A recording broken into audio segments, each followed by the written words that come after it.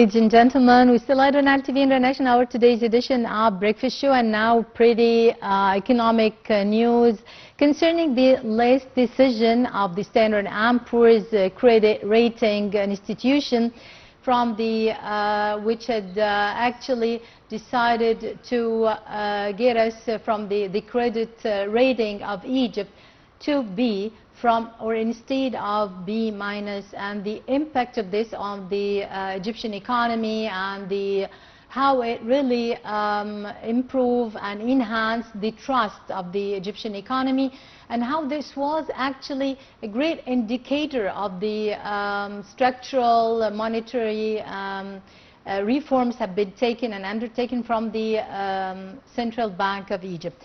Well, to discuss this and to shed more light on this, we are delighted to be joined here in the studio with our guest today. He's Dr. Amr Hamid, the visiting professor of economics and the consultants, and the also professor of consultancy.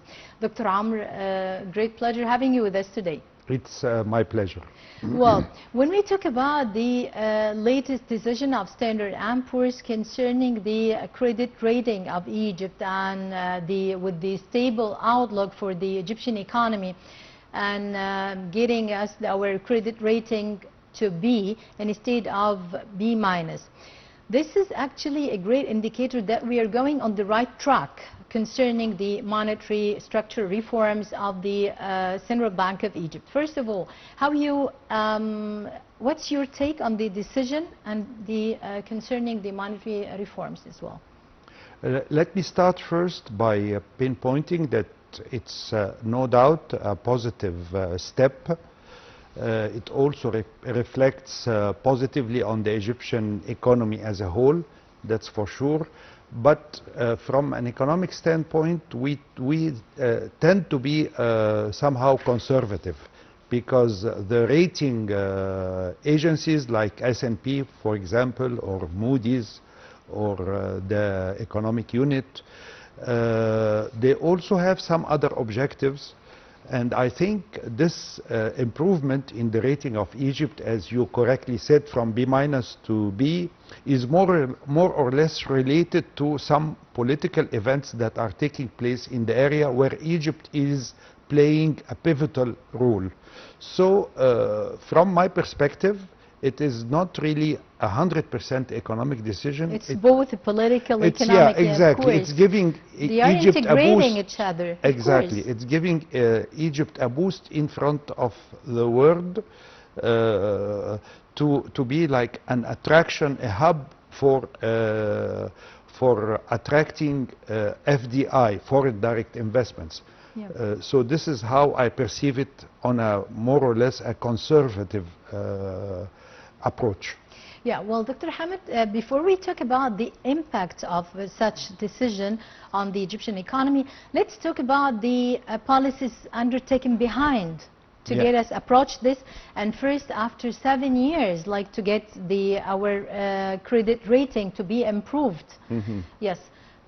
So, first of all, concerning the firm commitments of the Central Bank of Egypt and the monetary structural policies as well to curb inflation and to get into the exchange rates, unification of the exchange rate, how all such monetary policies and the structural reform led us to get such decision after 7 years, your point of view? Again, the role of the central bank, any central bank, not only the Egyptian central bank, is to manage what we call the monetary policy, which is part of the economic policy, because the economic policy of any country, it has two wings: monetary policy run by the central bank and fiscal policy run by the cabinet, the ministers. So in this respect, yes, it's true that the Central Bank of Egypt, under the governance of Mr. Hassan Abdullah, has done a good job so far.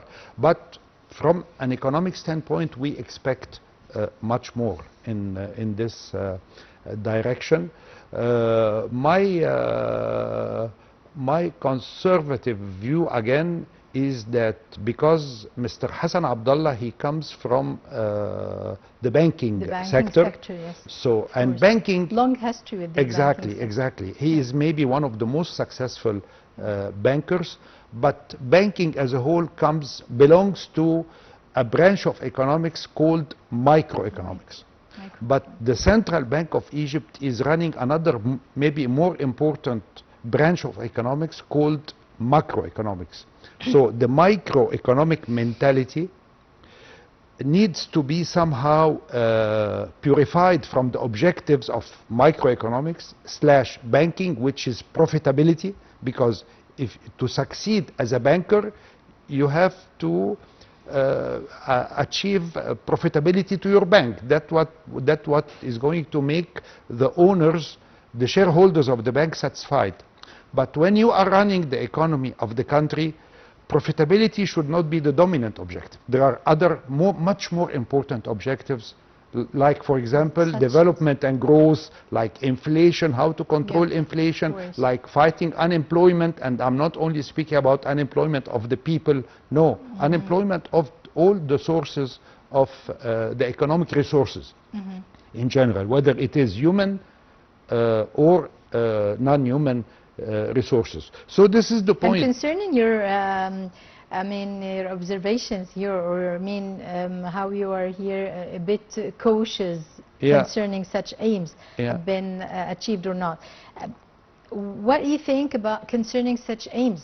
Did we achieve the great progress also in such aims concerning the employment in general and concerning the curbing the inflation and... That's exactly your question is also taking me where I was trying to explain that the mentality of microeconomics, which is centered around profitability, should be a lot adjusted to satisfy the objectives of the economy as a whole that we just described now. Profitability comes afterwards. So the mentality of running the country based on profitability is not the best. And this is where we need really to adjust how our economy is, the whole macroeconomy is run in Egypt. But because the idea is that now the Central Bank of Egypt is, yes, he is applying some very good policies, but it's more or less centered on profitability. But that's not the case when you are running. Is it conservative or more or less about the profitability? They're targeting, first of all, the profitability, as you say. Maybe because what we have been suffering from, of course, the international or external factors, the regional factors of wars, etc., the shortage of Suez Canal income, etc. So many other factors, and that's why maybe they were targeting the profitability. You have a point, of course, but again, there are more important, more holy objectives, if you want, for the economy as a whole, like, for example, development. Like how to raise the standard of living of the people, education, health, which are far from profitability. Because if you really want to spend much more money on education, this means profitability will go down. If you are going to spend much more money on health and hospitals and so on, where does it come from? It comes from profitability. So the question is, which comes first, the hen or the egg? So from my perspective, no, it is actually macroeconomics that should come first. And this is what we should adjust or improve in how the economy is run in general. If you want, we can go a little bit deeper. And as I said, I agree that there is a lot of improvement, but me as an economist that comes from maybe a little bit older generation, I am very greedy. I'm really very greedy about where Egypt... Most of the economists...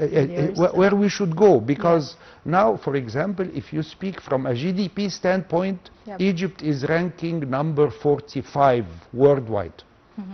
Per capita income... And such a decision had also a great impact on our GDP as well. Of course. Yeah, of course. But this is where I'm going. Maybe slowly, a little bit slowly, but it has a sort of impact. Of course, yeah, I agree with you. But that's why I use the terminology greedy. I am very greedy. I would like to see Egypt occupying, let's say, not the 47 rank worldwide, but maybe it should be among maybe the biggest 25 or even 30 countries. Especially that the wealth of Egypt is really, it's a very affluent economy. But surprisingly, if you look at it from a per capita income, our ranking goes down to about 130 worldwide, which is shocking. So if I am now, let's assume I am now the decision maker for Egypt, my objective that I'm going to assign to the ministries, the cabinet of Egypt, Mr. Madbouli and all his team, I would tell him, please, I would like to see Egypt ranking next year 35. The year after, number 30. To jump like 10 ranks? Yes, why not? Yeah, it could happen, by the way. I believe we are able, we're in a position to achieve. Yeah, exactly. Yeah, but just allocating all the sources that we have and all the logistics that we have in the right way and using this in an optimum, right, economic way, I believe we're gonna hit it. It's very important, but this objective has to be very specific. I am not going to evaluate you on anything, just let Egypt jump from whatever it is now, 135, to, let's say, I'm speaking per capita now, per capita 135, let's say 100, among 100 or 90, okay? GDP, total GDP, among 20, 25 maximum. So this would be my objective for you for the next year or two. And then now we can really evaluate whether the economy has made a jump or not. Why? Because I come from a generation where Egypt was compared, like I'm speaking maybe... How many years ago? Maybe 40 years ago, maybe less than 40 years ago, we used to compare Egypt with Southern Europe. Like, for example, Italy, Spain, Greece, some of the countries of the tigers of the Far East. Now, unfortunately, we are always comparing ourselves with economies like Syria. Developing countries, that we always say. These were developing, yes. So this to me, this represents a nostalgia. And here are the reasons behind always being said that we have been passing through hard times, revolutions, many other obstacles, internal, external factors. So how you find such justification? Yes, of course. Yeah, it's great factors, of course. Of course, yeah, it's a challenge. No, it's not obstacle. It's a challenge. And from my perspective, all these challenges, which accumulate now to the meeting 2 days ago in Sharm el-Sheikh, represent a great opportunity for Egypt. That's how I see these challenges. And we've got to use it to exactly. The optimum, Egypt now, after what happened in Sharm el-Sheikh a few hours ago, we now have a great opportunity. The whole world is now ready to invest in Egypt.